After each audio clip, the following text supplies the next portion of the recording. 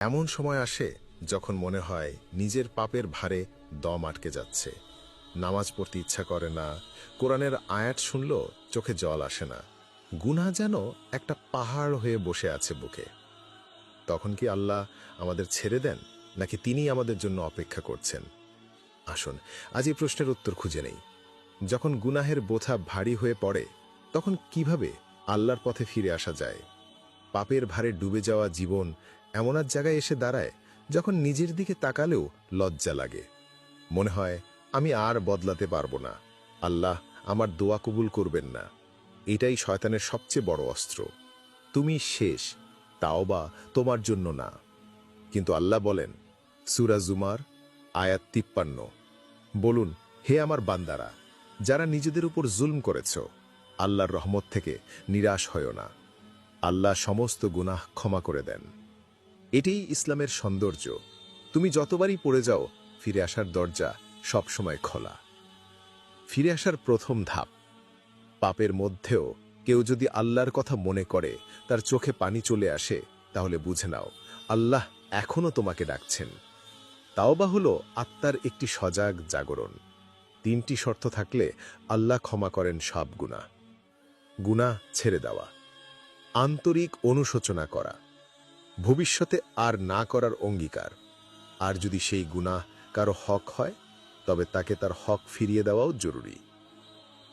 হাদিস শরীফে রাসূল সাল্লাল্লাহু আলাইহি ওয়াসাল্লাম বলেছেন, যে তওবা করে সে এমন যেন কখনো পাপই করেনি। ইবনে মাজাহ। ইবাদতের রুটিনে ফেরা।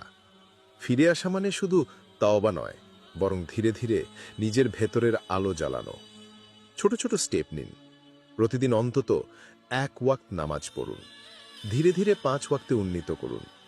রাতে ঘুমানোর আগে আল্লাহকে 5 মিনিট বলুন, যার হৃদয়ে আছে। কোনো গুছানো দোয়ার দরকার নেই। প্রতিদিন 1 আয়াত কোরআন পড়ুন, কেবল 1 আয়াত, অর্থসহ বুঝে।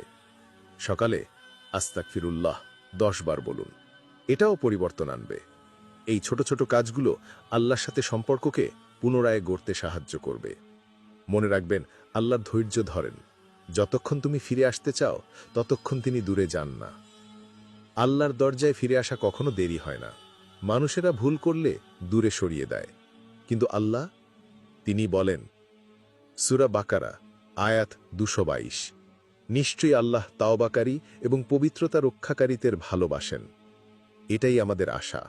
যত গুনাহী হোক, আল্লাহর কাছে তুমি আজও গুরুত্বপূর্ণ। তুমি ফিরে আসো, আল্লাহ অপেক্ষা করে আছেন। গুনাহকে দেখে ভয় পেও না, বরং আল্লাহর রহমতের দিকে তাকাও। পাপ যখন ভারী হয়, তখনই তাওবা সবচেয়ে বেশি অর্থবহ হয়। মনে রাখো, তোমার একটি কান্না আল্লাহর আরশ কাঁপাতে পারে। ভিডিওটি যদি তোমার অন্তরে নাড়া দেয়, তাহলে অন্যদের সাথেও শেয়ার করো। কমেন্টে লিখো, আল্লাহ আমাকে ফিরিয়ে নিন, আমরা একসাথে দোয়া করব।